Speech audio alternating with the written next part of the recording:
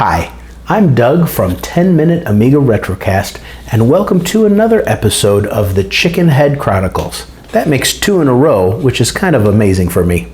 This week, I'm reviewing a brand new Commodore 64 game called Zeta Wing from Sarah Jane Avery. First, a bit about Sarah Jane Avery. She's a prolific author with about 15 published books to her name. She's a fantasy author, does a great job. And she's also done quite a few video games in the past. She's done some great games on the Commodore 64, on the Amiga, and then even for some lesser known platforms. I think it's called the Sony PlayStation 1 and the Sony PlayStation 2. She was involved on some games on that, who knows what that platform is. But I'll have a link in the description to her work, and I think you'll recognize a lot of them. 2 years back, Sarah Jane Avery decided to take a little break from writing her awesome books and get back into coding.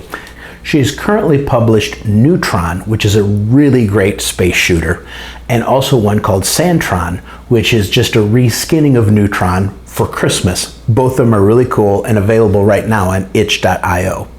She's working on an immense Commodore 64 role-playing game called The Briley Witch Chronicles that looks just incredible. She puts as much time as she can into that, and it's getting closer and closer to release. The next game she's working on is called Soul Force, which is a Commodore 64 horizontal shooter, which is looking just incredible. I've never seen graphics and sound and screens like I've seen in the demos of Soul Force. Here's a little bit right here. Now apparently that's going to be shipping on a 512K cartridge, which is absolutely amazing for a Commodore 64 game. So keep an eye out for that. But Zeta Wing is her most recent release, and it was just released a couple of days ago on itch.io, and the link will be in the description. Now, Zeta Wing is a clone or an homage to Gemini Wing, which was an arcade game, but also had great ports to the Atari ST, the Commodore 64, and the Commodore Amiga. And here's a little bit of a video from that. What really sets Zeta Wing apart from its contemporaries in the Commodore 64, the incredible SID soundtrack that plays throughout the game, gorgeous, along with sound effects, no problem at all. And the raw speed of the game is just incredible. You're going to be amazed at the speed of the game and how many sprites can be on the screen at the same time. And the beautiful parallax scrolling backgrounds. It's available, like I said, on itch.io for $3.99. You can't beat that price with a stick. Now go ahead and throw her another couple of bucks just to show your appreciation, but it starts out at $3.99. It comes on a .d64 file and also a .prg file. So you can create a real disk on it if you want to, or you can run it on your favorite SD to IEC type device. You can even run this just fine on your Commodore 64 Mini or Commodore 64 Maxi. I don't think there's any problem at all running it on there. But let's jump right in and take a look at the game. The intro screen itself is lovely and gives us some choices for auto fire on or off. Now these old thumbs so appreciate the auto fire, and I think you will too. You can set the difficulty from easy, normal, or hard, and this relates to the number of enemies per wave and the amount of bullets they shoot at you. While the hard difficulty is certainly more challenging, it's also a lot higher scoring, and it's really not frustrating to play. The Zeta Wing ship is very responsive, and you have full control of the entire playfield. You can go anywhere on the playfield. It's really helpful when you go to grab power-ups. Each wave of the insectoid enemies have their own flight patterns, so it's helpful to memorize them so you can wipe out each wave. If an entire wave is defeated, it drops a P power-up like you've seen on the screen here. Collect 12 of them and your laser powers up to the next level, so your goal is to get as many of these power-ups as you can. There's a gauge at the bottom left of the screen that increases with each power-up you collect, telling you how close you are to powering up your laser.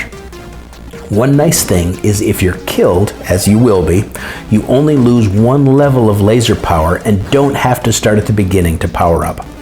To be honest, The enemies I have found are all one-hit kills, even with the basic laser, but higher powered lasers have bigger spreads and become very useful with the bosses at the end of each level. I find myself making part of the challenge trying to anticipate where the enemies are so I can grab as many power-ups as I can once I defeat an entire wave. It's a lot of fun watching your ship blast out lasers that are larger than your entire ship. There are also letters Z or Z and W's scattered around each level that can be shot for 500 points each. At the end of each level is a boss who often has a weakness such as only being vulnerable in the head or only being vulnerable while they're in the middle of shooting. The boss battles is where the powered up lasers really shine.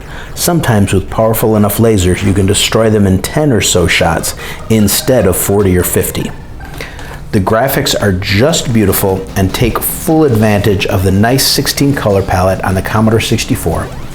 The sprites move absolutely beautifully, and I noticed no slowdowns even with a dozen bullets and 8 or more enemies on screen at once. Now I play this on an NTSC system, so the action is a bit faster than PAL systems. I really appreciate Sarah Jane Avery taking the extra time to make sure NTSC works properly. It is how the Commodore 64 was initially designed, as an NTSC machine.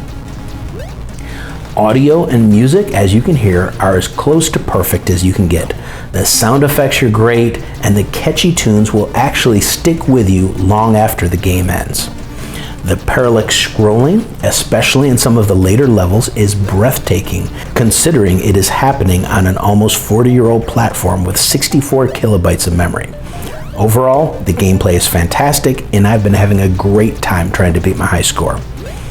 But let's get another perspective. My nearly 16-year-old son Daniel has been playing games on the Commodore 64 for a few years now. We especially like two-player co-op games together. I had Daniel play some Zeta Wing, and now let's hear the perspective of a young whippersnapper. Take it away, Daniel. So Daniel, again everyone, this is my 16-year-old son Daniel. Hola. You've had a chance to play Zeta Wing for a couple of days now, since yesterday. What are your first impressions of it? I think it's a pretty fun game. I like the music mostly, and I like you could just be doing the game for hours and really not be bored of it. Mm-hmm. And being that the Commodore 64 is a 40-year-old platform, what do you think about the Commodore 64 in general? I think it's really fun. They have a lot of really fun games, and yeah, it's just a fun platform overall. Yeah. And how about the graphics on Zeta Wing? I really like the graphics on Zeta Wing. It's really good because it's a 40-year-old computer, and it's still really good graphics, and I think there's no problem with them. It's really amazing that even on an old computer like this, you can have as much fun playing a game on a system like this as you can like a PS4. It's a different kind of fun, a different kind of involvement, but the sit down and just play and have a good time for 15-20 minutes aspect is really kind of cool on something like this. Yeah, I really like it. Mm-hmm. So is there anything you think could be improved in a game like Zeta Wing that maybe would make it even more fun and more attractive to the younger folks? I can't really find much wrong with it. It's a really good game, and I think that it was designed very well. Awesome. Well, thanks, Daniel. We appreciate having you on the show today. So how would I rate Zeta Wing? Well, I would have to give this 5 out of 5 chicken heads, just without a doubt.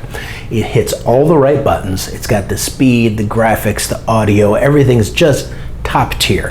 And for $3.99, how can you pass it up? If you've got any kind of Commodore 64, from a real one, or Vice, or a Maxi, or a Mini, get this game. Seriously, $4. I would like to thank my wonderful patrons for supporting me.